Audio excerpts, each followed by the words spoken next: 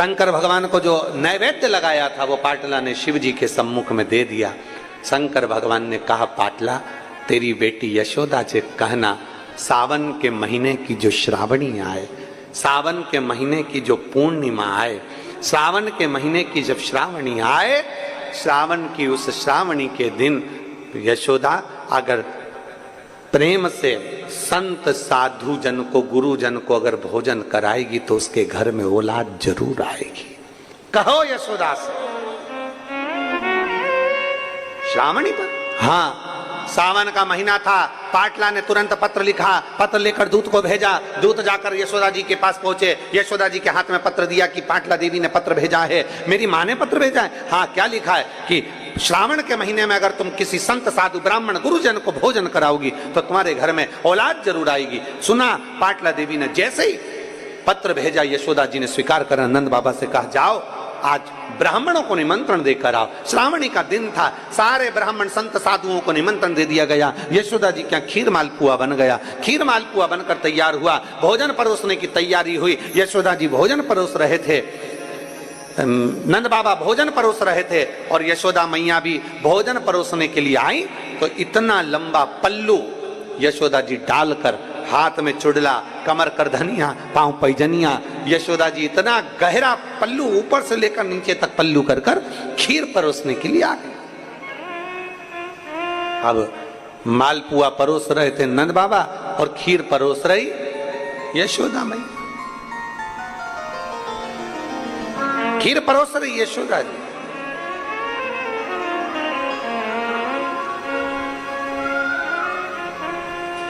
दूध सामग्री जो होती है ना, वंश की वृद्धि करती है। आप लोगों के स्मरण में है कि नहीं है? श्राद्ध पक्ष में सारा भोजन कोई भी लगाकर ब्राह्मण को जिमाए उससे मतलब नहीं है, पर श्राद्ध पक्ष में तिथि पर, श्राद्ध में या अन्य तिथि पर, बरसी आदि तिथि पर अगर खीर का पात्र भरा जाए तो घर की बहू, घर की माता, घर की स्त्री, घर में जो ताई चाची जो भी है घर में स्त्री, उस खीर के पात्र को उसको भरना चाहिए।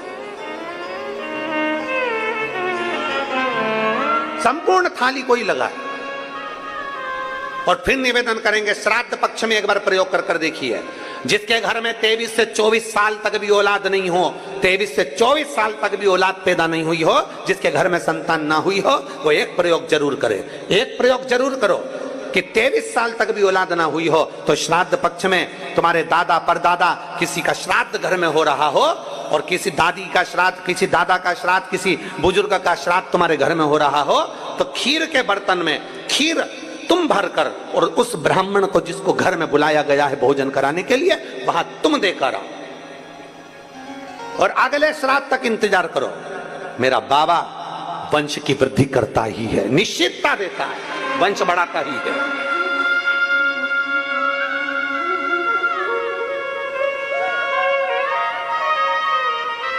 तीन तिथियां हैं, तीन तिथियां जिसमें महादेव को दूध जरूर चढ़ाना चाहिए। 3 तिथियां और दूध कौन सा? हर कोई सा दूध नहीं, गौ माता का दूध लेकर भले 1 चम्मच, हम ये नहीं कहेंगे कि तुम गौ माता का दूध नहीं मिले तो तुम 1 चम्मच दूध भी हो, छोटा सा 2 बूंद दूध भी हो, पर गौ माता का, गौ सेवा में लीन होने वाले 1 बूंद भी हो लिया, भले चम्मच भर हो, 2 बूंद का हो। 3 तिथियां हैं, पहला प्रदोष, दूसरी शिवरात्रि और तीसरे नंबर पर आती है सोमवार की अष्टमी। ये 3 तिथियां ऐसी हैं जिसमें 2 बूंद भी दूध अगर हम शंकर भगवान को समर्पित करते हैं तो अपना घर बच्चों की किलकारियों से कम नहीं होता, वो भराता ही है, वंश बढ़ता ही है। वंश बढ़ाने का एक सर्वश्रेष्ठ तरीका, जाओ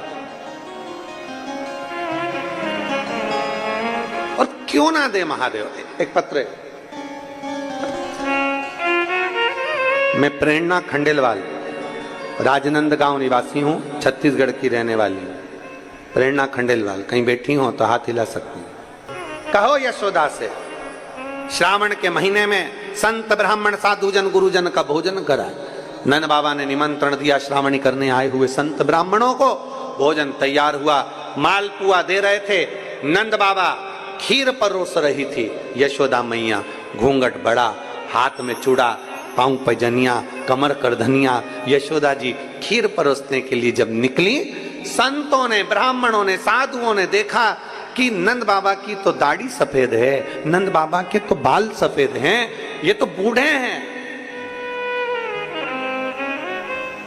और क्या देखा, यशोदा जी जब आई तो इनको लगा, ऐसा लगता है कि नंद बाबा के छोरे की बहू दिखती है। इनको नहीं मालूम कि ये नंद बाबा की पत्नी है, इनको तो लगा कि छोरे की बहू है। सारे संत ब्राह्मणों ने सोचा, आज हम भोजन कर रहे हैं इनके घर में, अपन देख रहे हैं कि इनके घर में भोजन, इनके घर में कोई बच्चे नहीं है, इनके घर में कोई संतान नहीं है।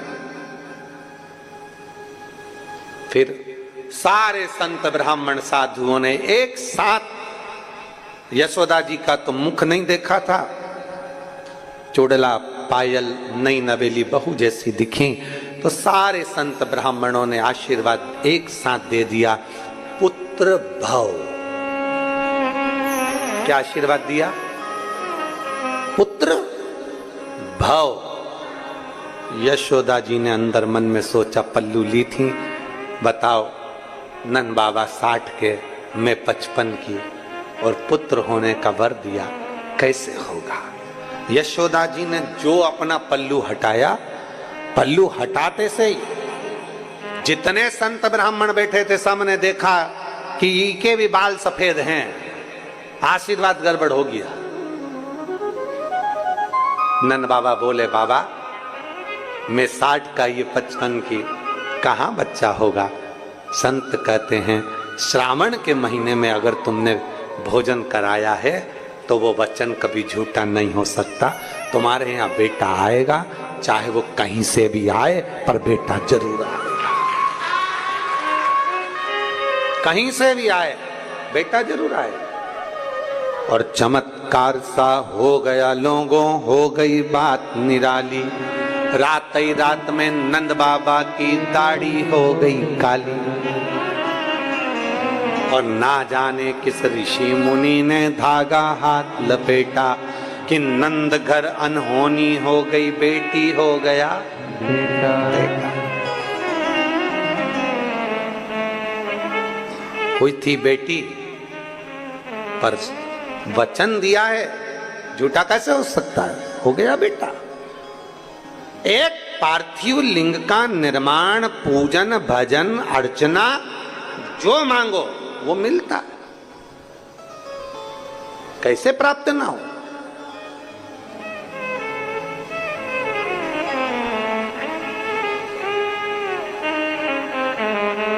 सब बराबर होना चाहिए, बेटा है बेटी है सब बराबर है, सबका सम्मान, सबका आदर, सबका सत्कार हो। शिव कथा कह रही है, भगवान शंकर का चरित्र कर रहा, शिव महापुराण की कथा कर रही है। जब हम विश्वास के साथ में, भरोसे के साथ में, दृढ़ता के साथ में भगवान शंकर की अविरल भक्ति को प्राप्त करते हैं तो सुख का अनुभव होता ही है। कोई लेट बनता है, कोई जल्दी बनता है, शिव को जल चढ़ाने वाला एक दिन सेठ जरूर बनता है। आपकी आराधना, आपकी भक्ति कभी खाली नहीं हो सकती। संसार के लोगों से काम ना रखोगे, संसार वाले कभी आपको आगे बढ़ने नहीं देंगे। पर जब अपना आत्मबल, अपना विश्वास जब प्रबल होता है तो व्यक्ति आगे बढ़ ही जाता है। कौन रास्ता देगा?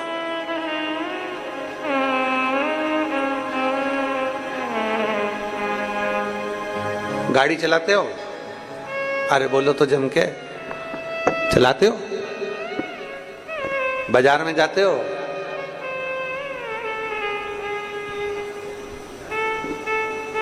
बहुत ट्रैफिक में, बहुत भीड़ में तुम कितना भी हारन दे लो, कितना ही कोई साइड नहीं देता, सब अपनी मस्ती में बोड़ बोड़ बोड़ बोड़ करके गाड़ी अपनी अपने हिसाब से चला। वो तो ज्यादा तुम्हारा हॉर्न बजता है तो भी वो थोड़ा चिढ़ के थोड़ा सा रास्ता देता है। ट्रैफिक में से निकलने की जवाबदारी तुम्हारी है। ट्रैफिक में से निकलने की जवाबदारी तुम्हारी कि तुम कैसे निकलोगे, कैसे अपनी गाड़ी टर्न मारोगे, कैसे बाहर निकलोगे, ये तुम्हारे ऊपर निर्भर करता है। रास्ता कोई नहीं देता, रास्ता अपने को खुद बनाना, जम के बोलो जरा, बनाना पड़ता है। रास्ता कोई नहीं देता, रास्ता अपने को बनाना पड़ता है। भीड़ में से रास्ता तुम्हें बनाना पड़ेगा, भीड़ में से निकलना तुम्हें पड़ेगा। भीड़ में से तुम्हें अपनी गाड़ी निकालने की जवाबदारी खुद की है। दुनिया के लोग जीते जी कभी रास्ता नहीं देते, दुनिया के लोग मरने के बाद रास्ता देते हैं। फिर तो ट्रैफिक कितना भी भरा पड़ा हो और पीछे से राम नाम सत्य है, राम नाम सत्य है बोलते बोलते अर्थी आ रही है, सब साइड में होते चले जाते हैं। दुनिया के लोग जीते जी कभी रास्ता नहीं दे सकते। दुनिया के लोग तुम्हारे को ट्रैफिक में उलझा कर रखेंगे, दुनिया के लोग तुम्हें संसार में उलझा कर रखेंगे, अपशब्द में, गालियों में, ताने में, बद्दुआओं में तुम्हें उलझा कर रखेंगे।